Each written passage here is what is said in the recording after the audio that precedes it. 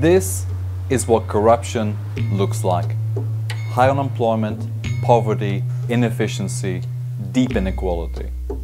Corruption leaks its filthy influence under the office door, like oil sticking to shoes. Once touched by corruption, it's easier to keep walking than to clean up the mess. Whistleblowers don't choose the easy route. They choose a difficult path. Risking their careers, their families, their wealth and health, they expose serious wrongdoing at the heart of corporations and governments. They have to cross a bridge which will isolate them from power and professional protection. Whistleblowing is the worst form of treachery, vilified, hated for revealing the face of corruption. Whistleblowers are despised for their audacity, for doing the right thing, for burning bridges.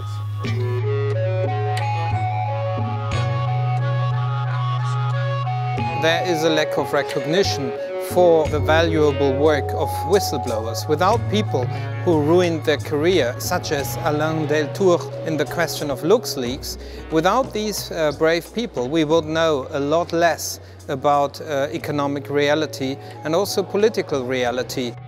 Tax evasion has huge consequences because we have losses, huge losses for the countries at the same time that we are asking for sacrifices for citizens and destroying the national health services and education, welfare state. The LuxLeaks and SwissLeaks scandals are just two examples of corporate and government complicity in tax evasion and aggressive tax avoidance. Even when the system is deemed legal, as appears to be the case in Luxembourg, the moral wrong undermines democracy. The consequence is that people lose hope in Europe because they feel that the richest haven't paid for the consequences of the financial crisis, and at the same time we are in deficit with the state budget. So the total deficit of all states in Europe is a bit more than 400 billion, while tax evasion and tax fraud is 1,000 billion.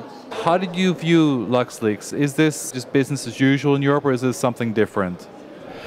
I'm sorry to say, but I think it is business as usual, and this is a bad situation. This is a wrong direction for Europe and for the whole world. The rich, the powerful, control the flow of data. Whistleblowers have interrupted these cartels, pulling back the veil. What we have seen in terms of finance is a global paper trail obscuring ownership and tax liabilities. The trail flows from Luxembourg to Panama to Switzerland to the Netherlands to Belgium. Many European countries have been directly involved in aggressive tax planning, mostly hidden from public scrutiny. We've seen this case of the 28-year-old PricewaterhouseCoopers auditor who just felt the need to report financial irregularities and wrongdoings. The problem in Luxembourg was not so much that there is no law that would protect whistleblowers. The problem was rather that the protection would only extend to information that is given to the direct supervisor or the public prosecutor. Information that is leaked to media or NGOs or other stakeholders is not protected by the law. The key question is, was law broken? And if you look at Edward Snowden, clearly some laws were broken. If you look at Alain Deltour, also it seems that laws were broken. And also what happened in Switzerland was beyond any money laundering standards. And if laws were broken, people who talk should be protected. The criteria is the public interest. If someone comes out and gives us information, in the case, for instance, of LuxLeaks, which help us to build something around the public interest, it should not be penalized. On the contrary, they should be protected. One way of protecting whistleblowers is, for instance, what we see in the English, in the UK law, a reverse burden of proof. If the burden of proof is put on employers, for instance, they need to show evidence that any action that is taken against employees or workers was not motivated by the sheer fact that the person is a whistleblower.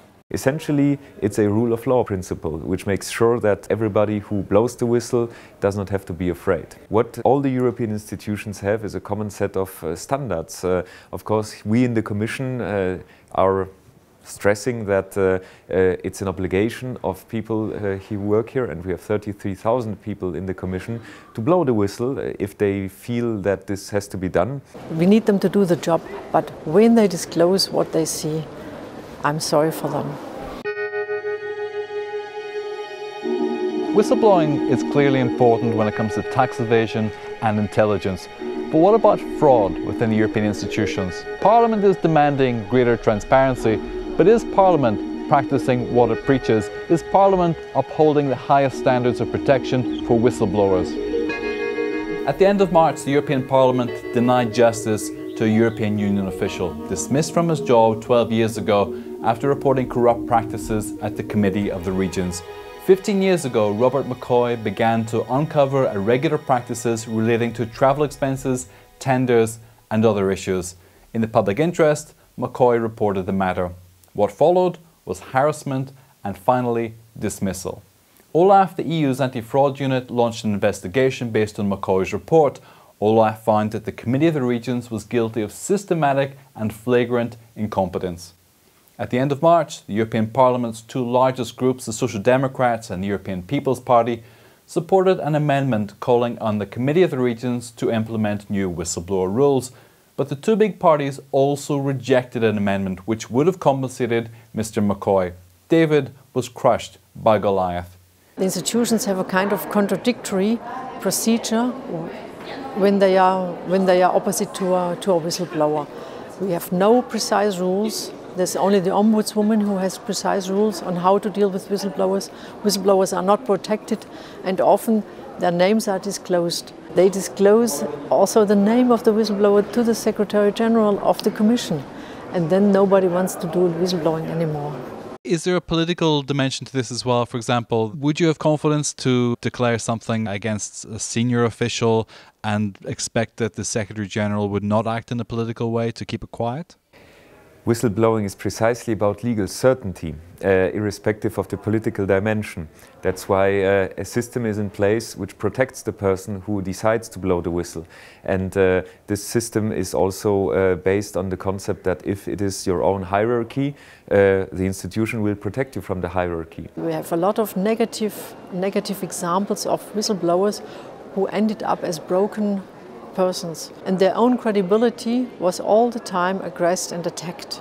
We need to have protection decided and defined at the European institutions level, and of course also at the member states, but we need to have some standards in this situation. Europe doesn't have a harmonized whistleblower protection system. In the case of the Swiss Leaks whistleblower Hervé Falciani, his arrest warrant in Switzerland led to his eventual detention and prison in Spain, but he later received freedom and government protection in France. We see a patchwork of legislation in the majority of EU member states.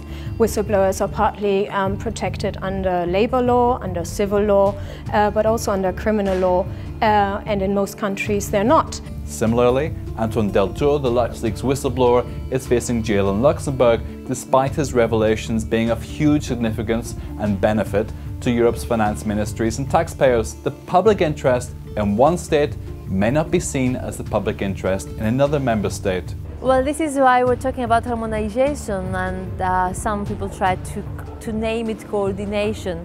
Either way, we should really try to have a minimum agreement on how we treat these cases. But the thing is that at least we agreed that it's a priority and we'll present results very, very soon. We want to provide security. Why?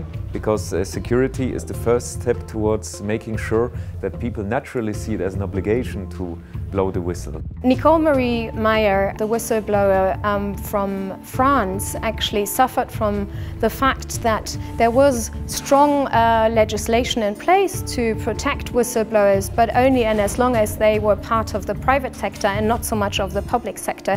She lost her job. She lost her career as a civil servant, but after 5 years of campaigning, France has actually changed its laws, and public sector employees are now better and more comprehensively also protected. In the future, whistleblowers in the investment industry will be able to channel their information directly to European agencies. But for many other areas, We simply had symbolic votes in the European Parliament asking to support whistleblowers, but still there is no secure channel, neither in Europe nor in the member states. To help address the privacy needs of whistleblowers, the European Parliament has proposed a secure cloud for whistleblowers. The mechanism of this information bank is being reviewed by Parliament's Legal Services Department. If approved, it will operate in a similar way to the Guardian newspaper's secure cloud, establishing a central point where corruption and other irregularities with the EU can be notified for filtering and investigation. Whistleblowing is about the fundamental form of democracy. It is about levelling an uneven playing field, about the balance of power, about bridging the divide. There are times for secrecy, but democracy demands constant fairness. When power is abused, when the state is misused, we must protect our whistleblowers. If we lack the courage to expose wrongdoing, we don't just benefit the few, we crush the freedom and prosperity of many.